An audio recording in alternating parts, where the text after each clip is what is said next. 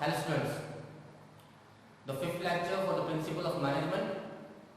I hope you have gone through with the first four with the help of the notes that I have given to you all. Today we are talking about the techniques of scientific management. Scientific management की techniques जो हमने previous video complete किया था, Taylor ने scientific management principles बताए थे. आज हम उन टेक्निक्स के बारे में बात करेंगे जो हेल्प करेंगे ऑर्गेनाइजेशन को, जो प्रूव करता है कि scientific management are more better, जो प्रूव करता है कि management based on the scientific principles are more helpful to the organisation. And everyone knows Taylor क्या कह रहा है. टेलर कहता है कि जो वर्कर्स है वो इम्पोर्टेंट पार्ट है. वर्कर्स जो है वो इम्पोर्टेंट रिसोर्सेज है किसी भी ऑर्गेनाइजेशन के लिए. अगर किसी ऑर्गेनाइजेशन को सक्सेसफुल होना है, किसी ऑर्गेनाइजेशन को मैक्सिमाइज करना है, अपने प्रॉफिट को, वेस्टेज को रिड्यूस करना है, रिडक्शन ऑफ कॉस्ट करना है, तो वर्कर्स ज्यादा इंपॉर्टेंट है. और उसके प्रिंसिपल्स जो है, फोर हमने प्रिंसिपल्स प्रीवियस वीडियो में कंप्लीट किया था. अगर आपने नहीं देखा तो वो वीडियोस आप देखिए. फोर्थ वन उसमें एक्सप्लेन किया है कि टेलर ने बोला है कि वो फोर प्रिंसिपल किस बेसिस पे बनाया है. शॉप फ्लोर लेवल पे बनाया है, मींस सुपरवाइजरी लेवल पे बनाया है, वर्कर्स को लेकर बनाया है. आज हम बात करेंगे टेक्निक्स में फोर ऐसे प्रिंसिपल्स को या टेक्निक्स को लेकर जो टेलर बोलता है कि इनके लिए बहुत जरूरी है. सबसे पहले टेक्निक जो बोलता है that is functional foremanship. The functional foremanship के बारे में बाद में बात करेंगे.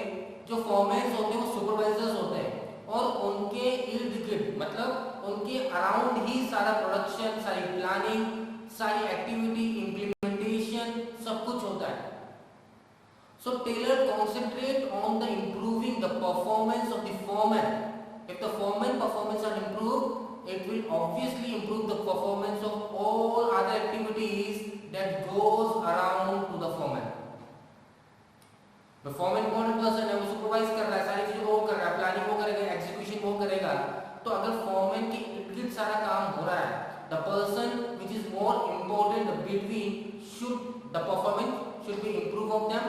अगर उनके परफॉर्मेंस को हम इंप्रूव कर देंगे तो सारा काम हो जाएगा. जब कोई फॉर्मैन प्लानिंग भी कर रहा है, फॉर्मैन एग्जीक्यूशन भी कर रहा है, प्रोडक्शन रिलेटेड काम भी देख रहा है, जो पॉलिसीज को इंप्लीमेंट भी कर रहा है, सारा काम फॉर्मैन कर रहा है वर्कर्स को पास ले जाकर.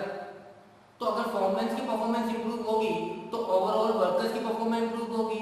वर्कर्स की परफॉर्मेंस इंप्रूव होगी तो ऑर्गेनाइजेशन की परफॉर्मेंस इंप्रूव होगी. Clear? So what it says functional foremanship में टेलर ने क्या किया. टेलर ने बोला कि हम क्या करेंगे, हम जो है फॉर्मेंस को दो हिस्सों में तोड़ देंगे.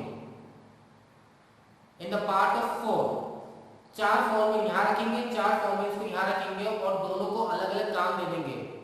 एक को काम दे देंगे प्लानिंग का, भाई आप सिर्फ प्लानिंग से रिलेटेड काम कीजिए. और चार फॉर्मेंस ऐसे होंगे जो सिर्फ प्रोडक्शन से रिलेटेड काम करेंगे, मतलब एग्जीक्यूशन पे ध्यान देंगे कि सही से काम हो रहा है या नहीं हो रहा. So functional foremanship says it is an extension of division of work and specialization.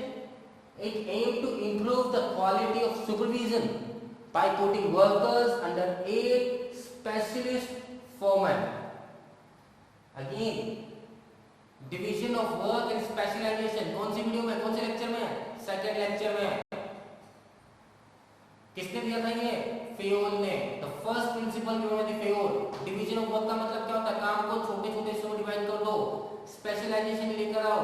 हर आदमी अगर एक काम ही कंसंट्रेट करेगा, एक काम ही करता रहेगा तो स्पेशलाइज्ड होगा. स्पेशलाइज्ड होगा तो वो ज्यादा बेटर वे में, एफिशिएंट वे में काम कर पाएगा. तो according functional foremanship Taylor says that divide the foremen into two part. First is planning part and second is production part. चार फॉर्मेन प्लानिंग हिस्से में डाल दो, चार फॉर्मेन्स को प्रोडक्शन हिस्से में डाल दो. प्लानिंग वाले से प्लानिंग करते रहेंगे कि उनके लिए कि वर्कर्स को आज क्या काम करना है, कैसे काम करना है. और प्रोडक्शन वाले क्या काम करेंगे, जो प्लानिंग डिपार्टमेंट ने प्लान तैयार किया उसको एग्जीक्यूट करेंगे प्रॉपर वे में. जब प्लानिंग प्रॉपर होगी, एग्जीक्यूशन प्रॉपर होगा तो परफॉर्मेंस प्रॉपर होगा, नहीं होगा, बेस्ट होगा. Clear? So the four for planning क्या क्या कौन कौन इंक्लूड होगा उसके अंदर? क्या क्या काम होते हैं? इंस्ट्रक्शन कार्ड क्लास होता है, ठीक है, रूट क्लर्क होता है, टाइम एंड कॉस्ट क्लर्क होता है और डिसिप्लिनेरियन होते हैं। ये चार किसके अंदर आते हैं? प्लानिंग के अंदर आते हैं, instruction, route, time and cost and disciplinarian. अब इनकी प्लानिंग का काम क्या है? इनका क्या काम है? क्या प्लानिंग करनी है इनको? जो इंस्ट्रक्शन के अंदर आता है, जो इंस्ट्रक्शन का डिपार्टमेंट संभालता है, उस फॉर्म में क्या प्लानिंग करनी है? Drafting instructions for the workers. वो इंस्ट्रक्शन ड्राफ्ट करता है वर्कर्स का, आपको क्या काम करना है, कैसे काम करना है, ठीक है, स्टैंडर्डाइजेशन या टाइम लिमिट जो भी है, कैसे वर्कर्स को बिहेव करना है, वो सब चीजें कौन करता है? इंस्ट्रक्शन कार्ड क्लर्क करता है। Second, route clerk. Route clerk क्या प्लानिंग करेगा? रूट क्लर्क प्लानिंग करेगा specify the route of production, कैसे काम करना है। इसने बताया क्या क्या काम करना है, इसने बताया कैसे करना है। आगे बात समझ में। थर्ड, टाइम एंड कॉस्ट, कितने टाइम में काम कंप्लीट हो जाना चाहिए, उसकी कॉस्ट कितनी आनी चाहिए या वर्कर्स की कॉस्ट कितनी होगी, उसका काम करता है preparing time and cost sheet, ठीक है। वर्कर्स देर में काम कंप्लीट हो जाएंगे, क्योंकि एक प्रोडक्ट को करने कुछ काम होता है, कुछ स्टैंडर्ड टाइम होता है, उसके हिसाब से डिसाइड कर सकता है कब वर्कर्स आएंगे, कब जाएंगे, उसमें कितना प्रोडक्शन हो जाएगा, उसके बेसिस पे वो कितना पेमेंट करना पड़ेगा। तो टाइम एंड कॉस्ट शीट दोनों मेंटेन करता है। क्लियर। एंड लास्ट, डिसिप्लिनेरियन क्या करेगा? डिसिप्लिन मेंटेन करेगा। ये प्लानिंग किस पर करेगा? डिसिप्लिन के बारे में, कैसे काम करना है वर्कर्स को। अब डिसिप्लिन एक हमने प्रिंसिपल पढ़ा था, किसने पढ़ा डिसिप्लिन प्रिंसिपल? किसने? फेयोल ने, टेलर ने? फेयोल ने दिया था। क्या बोला था डिसिप्लिन के अंदर? कि आपके कोड ऑफ कंडक्ट होते हैं, एथिक्स होते हैं, उसको फॉलो करना चाहिए। अगर कोई भी आप गलत काम करते हो तो आप पे पेनल्टी चार्ज की जाएगी, अच्छा काम करो तो उसके लिए वाहवाही होगी, तारीफ करी जाएगी। So these are the four foreman who included in the planning and this four planning works are to be done. अब प्लानिंग हो गई, तो अगले जो फोर फोरमैन हैं, नेक्स्ट फोर फोरमैन जिनको हमने प्रोडक्शन इंचार्ज बनाया है, उनका काम क्या है? उनका काम एक का है स्पीड बॉस, दूसरा है गैंग बॉस के नाम से, तीसरा है रिपेयर बॉस के नाम से और फोर्थ पर्सन इंस्पेक्टर के नाम से। अब स्पीड बॉस का काम क्या है? स्पीड, स्पीड मतलब टाइम, टाइमली और एक्यूरेटली क्या होना चाहिए? काम कंप्लीट होना चाहिए। तो टाइमली और accurately the completion of the work. Planning की है, टाइम सेट किया है, कितने टाइम में काम कंप्लीट होना चाहिए, तो उसका कौन ध्यान रखेगा कि काम कंप्लीट होगा या नहीं होगा? क्योंकि प्लानिंग तो हो गई, अब एग्जीक्यूशन करने का काम है, तो इसका काम ये देखना कि काम टाइम पे हो रहा है या नहीं हो रहा। गैंग बॉस और रिपेयर बॉस दोनों मिलकर काम करते हैं। गैंग बॉस का काम यह है कि मशीन और जो टूल्स हैं जो इस्तेमाल होंगे प्रोडक्शन के लिए वो तैयार है या नहीं है, और नहीं तैयार तो रिपेयर बॉस क्या करेगा? उसको तैयार करेगा। बात समझ में आ गई? वो चेक करेगा कि सब चीज सही है क्या, और नहीं है तो किसको बताएगा? रिपेयर बॉस को। रिपेयर बॉस क्या करेगा? रिपेयर बॉस आएगा और जो मशीन्स या टूल्स में जो भी प्रॉब्लम होगी या जो चीज कम होगा उसको फुलफिल कर जाएगा। तो काम हो गया इजी। प्रोडक्शन में कोई हिंड्रेंस नहीं आएगा, कोई प्रॉब्लम नहीं होगी प्रोडक्शन करने के टाइम पे। और ये सब देखिए कौन? इंस्पेक्टर देखेगा कि क्वालिटी ऑफ वर्क कैसा है, क्वालिटी हैम्पर तो नहीं हो रही, क्वालिटी डिक्रीज तो नहीं हो रही, वेस्टेज इंक्रीज तो नहीं हो रहा। इंस्पेक्टर साहब आगे सब कुछ देख जाएंगे। जब फोरमैन अपने काम अच्छी तरह करेंगे तो बाकी जो इर्द गिर्द अराउंड उनके घूमते जो वर्क्स उनको करने होते हैं वो सारे काम क्या होंगे? प्रॉपर होंगे। The proper work will execute the proper result. Clear? This is about the functional formation. So Taylor says what is important? Labour is important. Labour के ऊपर कौन है? फोरमैन। फोरमैन क्या करते हैं? सुपरवाइज करते हैं। अगर आपने सुपरवाइजर्स को ही इंप्रूव कर दिया तो अपना वर्कर्स क्या हो जाएंगे? इंप्रूव हो जाएंगे। क्लियर? नेक्स्ट टेक्निक्स में नेक्स्ट सेकंड वन बात करते हैं standardisation and simplification of work. किसके बारे में बात करते हैं? Standardisation and simplification. स्टैंडर्डाइजेशन मतलब स्टैंडर्ड सेट करना, सिंपलीफिकेशन मतलब काम को सिंपलीफाई करना। सिंपल।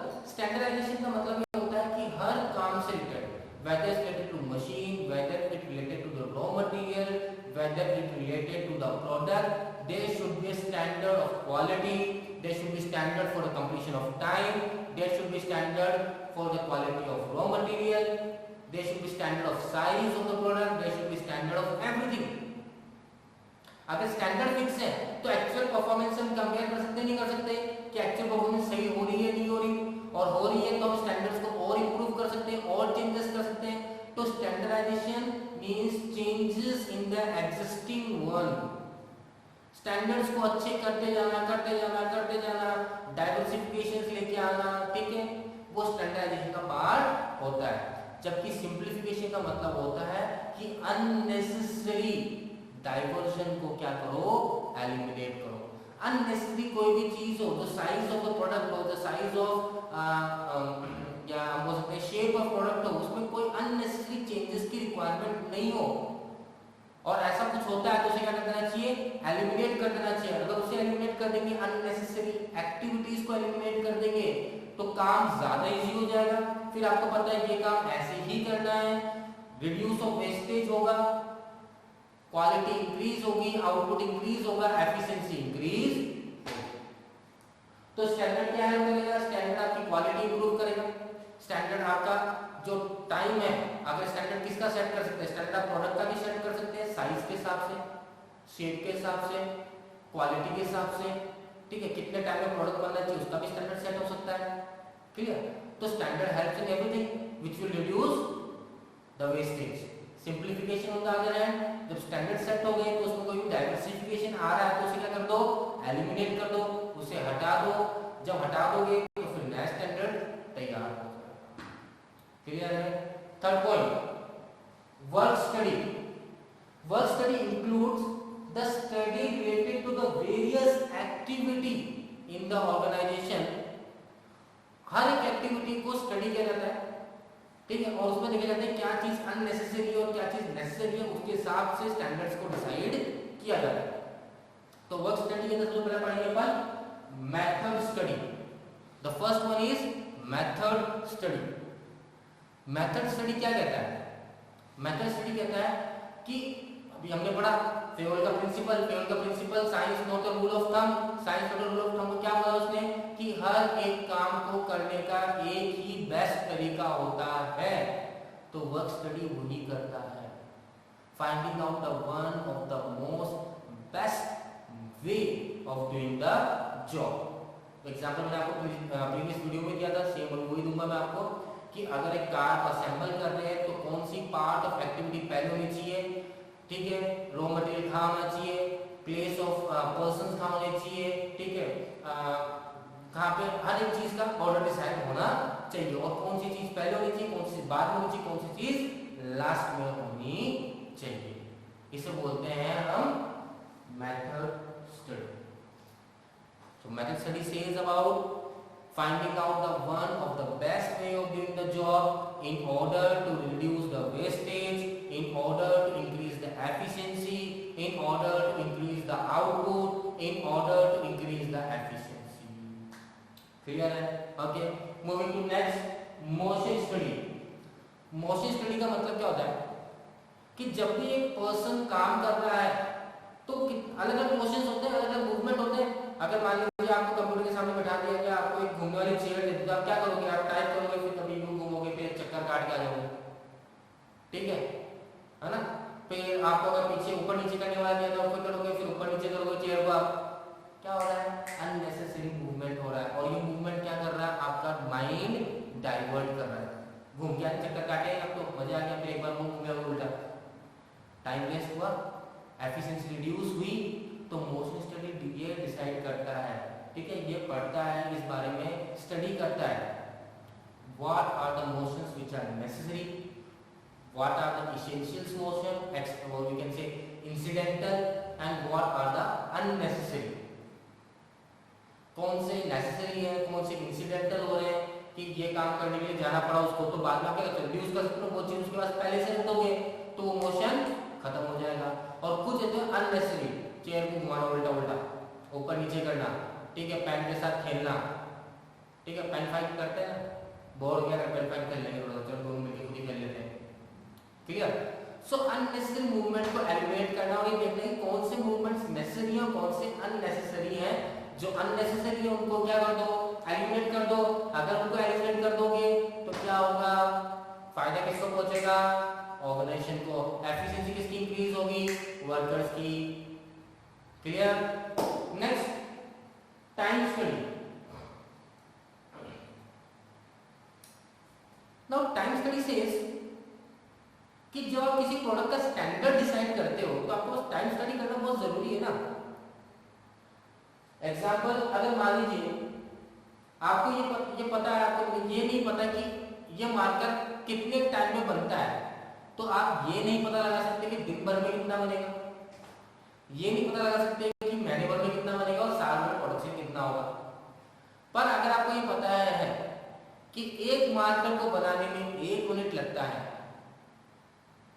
ठीक है, तो 1 घंटे में कितना बन जाएगा, 60।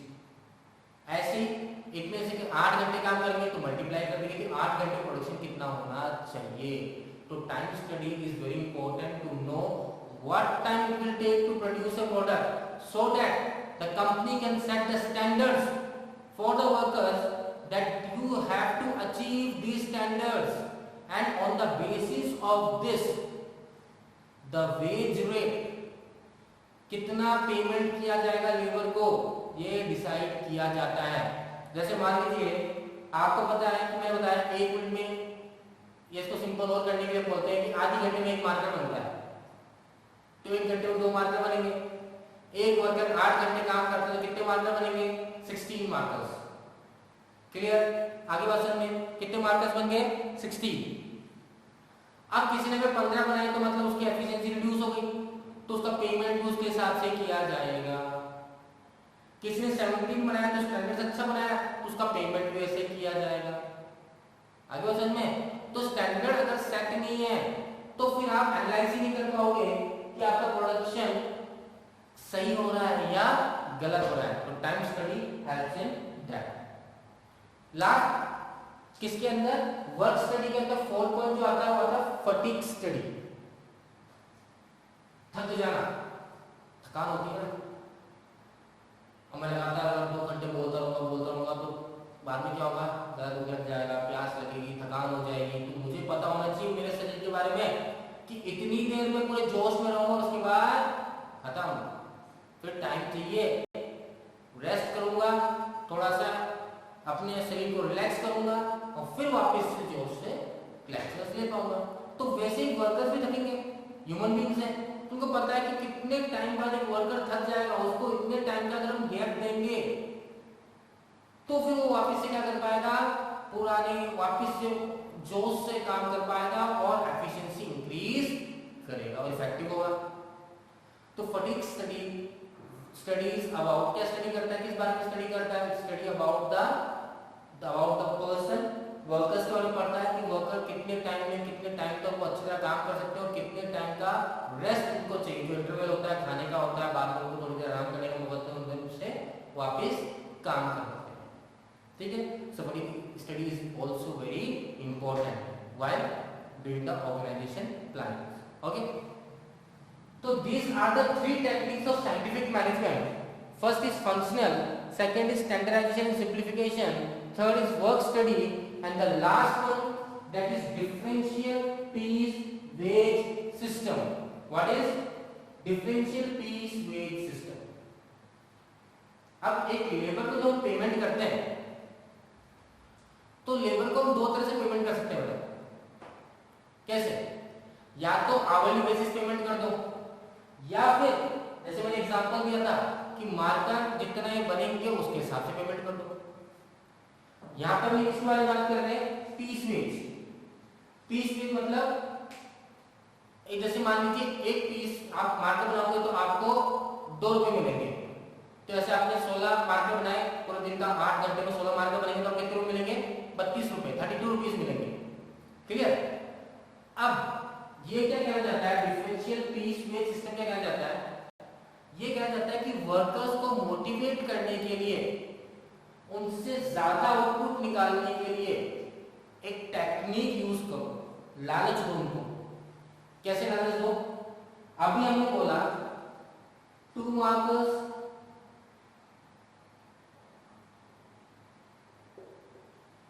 1 hour, 8 hours equals to 8 hours into 2 equals to 16 markers. Clear? तो आज घंटे में कितने बनेंगे? 16 और पेमेंट 16 इंटू 2 रुपए 1 मार्कर के टोटल कितने हो गए? 32 रुपीज देंगे। ये सबको मिल जाएगा, सब 16 मार्कर बना देंगे, सबको 32 रुपीज मिल जाएंगे। पर अगर लेबर्स को मोटिवेट करना है तो लालच देना पड़ेगा, और लालच कौन सा वाला? पैसों वाला। कौन सा वाला? पैसों वाला। पैसों के सामने तो हर कोई हाँ भाई करना है काम और ज्यादा अच्छी तरह करना है, मोटिवेट होकर करना है, ज्यादा पैसे कमाने हैं। क्या करेगी कंपनी? कंपनी बोलेगी अगर आपने अलग अलग तरीकों से ना, अगर आपकी एफिशिएंसी 100% रही, 100% मतलब अगर आपने 16 मार्कर्स बनाए तो आपको 2 रुपए के हिसाब से पेमेंट किया जाएगा। पर अगर आपकी एफिशिएंसी 100% से ज्यादा है ना, 100% ज्यादा है मतलब आपकी अगर एफिशिएंसी आपने मान लीजिए 20 मार्कर्स बना दिए, कितने मारने चाहिए? 16, आपने कितना? 20, 100% ज्यादा काम किया आपने। तो अब क्या करेंगे? अब आपको हम ज्यादा पैसे देंगे हर एक मार्कर के लिए। अब आपको मान लीजिए हम 2 की जगह 2.5 रुपए देंगे। कितने रुपए देंगे? 2.5 रुपए, 2.5। एक मार्कर के पहले कितने मिलते थे? 2 रुपए, अब कितने दे रहे हैं? 2.5। तो कितने रुपए मिलेंगे ऐसे? अब 50 रुपीज दिए जाएंगे। आगे समझ में? तो these are the way. Differential piece pay system एक तरीका है क्या करना? लेबर को मोटिवेट करने के लिए। मैंने एग्जांपल दिया है, नोट्स के अंदर प्रॉपर्ली डिस्क्राइब कर रखा है कि टेलर ने कैसे किया, 83 पॉइंट समथिंग कुछ है, दे 100% था या देन मोर देन 100% के बेसिस पे मैंने आपको नोट्स के अंदर एक्सप्लेन कर दिया। ये छोटा सा एग्जांपल समझाने के लिए जब आप नोट्स को रीड करोगे तो आपको समझ में आ जाएगा। क्लियर है? तो these are the 4 points of techniques of scientific management which was given by the Taylor. With this we come to end of the second chapter. Worksheet आपके पास पहुंच जाएगी, वर्कशीट को सॉल्व करिएगा। अब जब नेक्स्ट वीडियो होगा उसमें अगर आपके प्रॉब्लम्स होगी तो उसको बता दूंगा, नहीं तो हम नेक्स्ट चैप्टर को स्टार्ट करेंगे। Okay students, thank you.